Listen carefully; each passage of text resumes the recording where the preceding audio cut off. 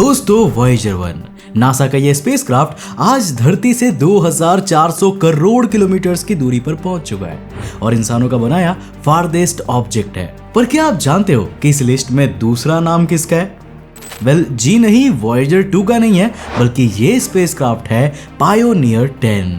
दरअसल ये वो पहला मिशन था जिसने इंसानों को आउटर सोलर सिस्टम की सैर करने का सपना दिखाया था और वॉयेजर मिशंस के इनक्रेडिबल सक्सेस के पीछे भी पायोनियर 10 का सैक्रिफाइस छिपा हुआ है। अब दोस्तों, जैसा कि मैंने आपको वॉयेजर 2 वाले वीडियो में बताया था, 1960s में नासा सोलर सिस्टम के प्लैनेट्स के बीच होने वाली एक रेयर अलाइनमेंट को प्रिडिक्ट करती है। दरअसल ये रेयर अलाइनमेंट 1977 में होने वाली थी और इसका फायदा उठाने के लिए वो वॉयेजर 1 और वॉयेजर 2 को लॉन्च करने की प्लानिंग करते हैं। पर आउटर सोलर सिस्टम की जर्नी एस्ट्रॉइड बेल्ट और प्लैनेट्स में सबसे स्ट्रॉन्ग ग्रेविटी रखने वाले जुपिटर की ऑर्बिट से होकर निकलती है। नाउ ऑब्वियसली उस समय तक हमें कोई भी अंदाजा नहीं था कि यहाँ स्पेसक्राफ्ट्स कौन कौन से डेंजर्स का सामना कर सकते हैं। अब वॉयेजर मिशंस हाईली एंटिसिपेटेड होने वाले थे और उनका बजट भी काफी ज्यादा हाई रखा गया था। इसीलिए नासा साल 1969 में एक्सपेरिमेंट के लिए 2 स्पेसक्राफ्ट्स को लॉन्च करने की प्लानिंग करती है। अब इस मिशन का बजट $380 मिलियन रखा गया था और इसको अगले 2 से 3 सालों में ही कंप्लीट करने का टारगेट था। अब दोस्तों, इससे पहले कि हम पायोनियर 10 की लॉन्च स्टोरी की ओर बढ़े, चलो इस स्पेसक्राफ्ट के स्ट्रक्चर और पावर सप्लाई पर थोड़ा नजर डाल लेते हैं। पायोनियर 10 में 76 सेंटीमीटर लेंथ वाले 6 पैनल्स लगे हुए थे जो इसको हेक्सागोनल स्ट्रक्चर प्रोवाइड करते थे और इसकी हाइट करीब 36 सेंटीमीटर की थी। अब क्योंकि इसका मेन मोटिव ही फ्यूचर मिशंस के लिए साइंटिफिक डेटा को कलेक्ट करने का था, इसीलिए इसमें 150 साइंटिफिक इंस्ट्रूमेंट्स लगाए गए थे। अब इन साइंटिफिक इंस्ट्रूमेंट्स को एस्ट्रॉइड्स और मीटियोरॉइड से प्रोटेक्शन देने के लिए इनके अराउंड एल्यूमिनियम का एक हनीकॉम्ब स्ट्रक्चर इंस्टॉल किया गया था। स्पेसक्राफ्ट को पावर देने के लिए इसमें 4 snap 19 radio isotope thermoelectric generators, जिन्हें RTGs कहते हैं, उन्हें लगाया गया था। ये जनरेटर्स फ्यूल के तौर पर प्लूटोनियम 238 का यूज करते थे और कंबाइंड 150 वॉट पावर आउटपुट दे सकते थे। अब इसके अंदर ट्रांसीवर्स का एक पूरा सिस्टम इंस्टॉल किया गया था जिससे कि ये स्पेसक्राफ्ट हमेशा धरती पर बैठे वैज्ञानिकों के कांटेक्ट में रहे और साथ ही ये 256 बिट्स पर सेकंड की स्पीड से डेटा ट्रांसमिशन कर सकता था। अब दोस्तों, 3 मार्च 1972 को फ्लोरिडा के स्पेस लॉन्च कॉम्प्लेक्स 36A से नासा ने पायोनियर 10 को लॉन्च किया। अब इस समय पर पायोनियर 10 का वजन 260 किलोग्राम का था और इसके लिए एटलास सेंटोर लॉन्च व्हीकल का इस्तेमाल किया गया था। अब लॉन्च के महज 90 मिनट्स में ही ये स्पेसक्राफ्ट धरती के एटमॉस्फेयर से बाहर निकलकर इंटरप्लैनेटरी स्पेस में एंटर हो चुका था और सिर्फ 11 घंटे बाद ये चांद की ऑर्बिट को क्रॉस कर जाता है। पायोनियर 10 उस समय का सबसे फास्टेस्ट स्पेसक्राफ्ट था। लॉन्च के 10 दिनों के अंदर इसके सारे इंस्ट्रूमेंट्स एक्टिव कर दिए जाते हैं और ये spacecraft cosmic rays, solar winds और मैग्नेटिक फील्ड्स का डेटा कैप्चर करने लगता है। ये इंटरप्लैनेटरी हीलियम एटम्स को डिटेक्ट करने वाला पहला स्पेसक्राफ्ट बना और इसने सोलर विंड्स में एल्यूमिनियम और सोडियम के हाई एनर्जी आयंस भी डिटेक्ट किए थे। अब अगले 3 महीने में ये मार्स की ऑर्बिट को क्रॉस कर जाता है और 15 जुलाई 1972 को ये ऑफिशियली एस्ट्रॉइड बेल्ट में एंटर हो चुका था। अब दोस्तों, जब हम एस्ट्रॉइड बेल्ट को इमेजिन करते हैं तो हमें लगता है कि वहां पर एस्ट्रॉइड्स ऐसे उड़ते होंगे जैसे बाहुबली की ओर आते हुए तीर। पर ध्यान रखो कि ऐसा कुछ भी नहीं है। एस्ट्रॉइड बेल्ट में एस्ट्रॉइड्स के बीच लाखों किलोमीटर्स की डिस्टेंस होती है। अब इसे आप इस फैक्ट से समझ सकते हो कि पायोनियर 10 के सबसे करीब एस्ट्रॉइड 307 नाइकी आया था और उससे भी इसकी डिस्टेंस पता है कितनी थी? 80 लाख किलोमीटर्स। 6 नवंबर 1973 को ये जुपिटर से 2 करोड़ 50 लाख किलोमीटर की डिस्टेंस पर पहुंच चुका था। अपने क्लोजेस्ट अप्रोच में ये जुपिटर के आउटर एटमॉस्फेयर से 1,32,252 किलोमीटर की दूरी पर पहुंचता है।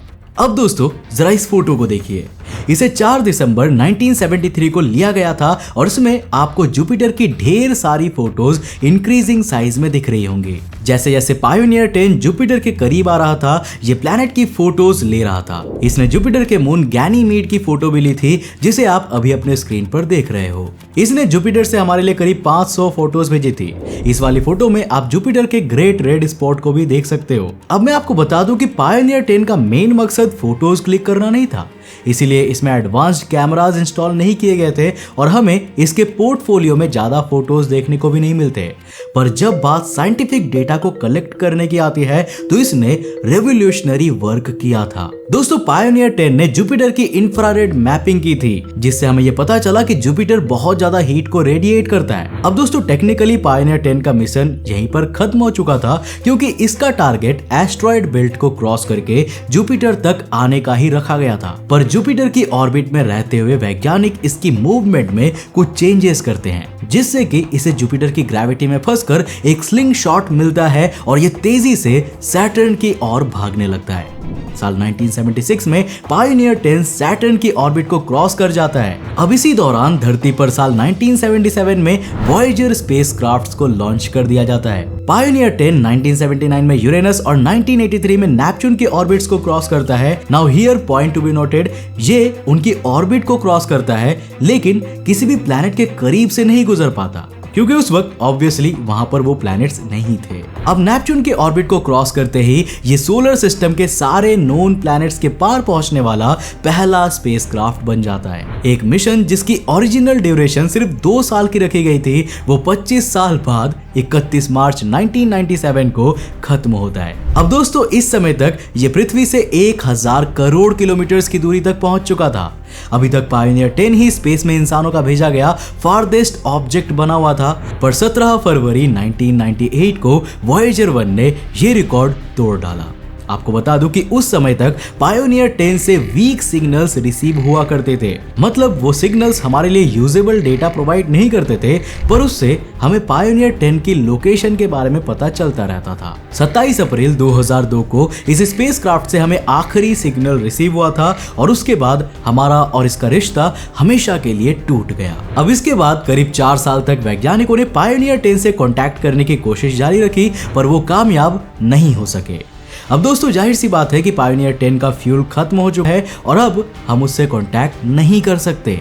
पर हाँ दोस्तों, स्पेस की डार्कनेस में ये स्पेसक्राफ्ट अभी भी ट्रैवल कर रहा होगा। इसकी स्पीड करीब 11.94 किलोमीटर्स पर सेकंड की है, जो कि वॉयेजर स्पेसक्राफ्ट के कंपैरिजन में काफी कम है, पर अपने समय के स्टैंडर्ड से ये काफी ज्यादा हाई थी। अब वैज्ञानिकों का अनुमान है कि फिलहाल ये पृथ्वी से 1830 करोड़ किलोमीटर के डिस्टेंस पर पहुंच चुका होगा। ये इतनी दूरी है कि सनलाइट तक को यहाँ पहुंचने में करीब 15 घंटों का समय लगता है। इसकी ट्रेजेक्टरी के कैलकुलेशंस बताती है कि ये फिलहाल टॉरस कॉन्स्टेलेशन की डायरेक्शन में ट्रैवल कर रहा होगा। आज से करीब 90,000 साल बाद ये HIP 117795 नाम के एक तारे से करीब 0.75 लाइट ईयर्स की दूरी पर होगा और 20 लाख साल बाद धरती से 68 लाइट ईयर्स दूर स्थित एल्डीबैरन स्टार के पास से गुजरेगा। हालांकि अप्रैल 2023 तक ही वॉयेजर 2 इसे ओवरटेक कर देने वाला है और इंसानों का बनाया सेकंड फारदेस्ट ऑब्जेक्ट बन जाने वाला है, पर तब तक के लिए ये ताज पायोनियर 10 के सर पर ही सजा हुआ है।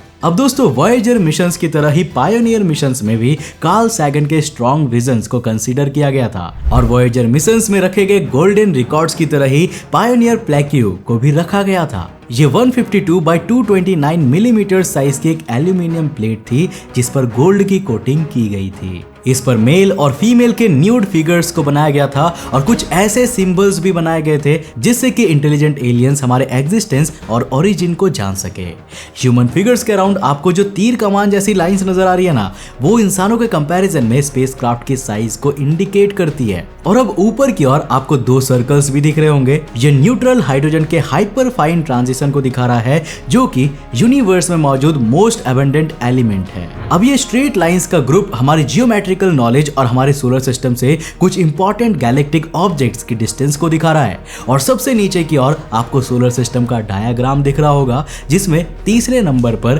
पृथ्वी आती है। अब दोस्तों एक एरो के जरिए यहाँ पर पायोनियर 10 की ट्रेजेक्टरी को भी डेमोन्स्ट्रेट किया गया है। अब पायोनियर 10 किसी इंटेलिजेंट सिविलाइजेशन तक पहुंचता है या नहीं, ये तो वक्त ही बताएगा, पर इस मिशन के जरिए हमने जो नॉलेज हासिल की है उसने वॉयेजर मिशंस की ग्रैंड सक्सेस में इंपॉर्टेंट रोल निभाया है।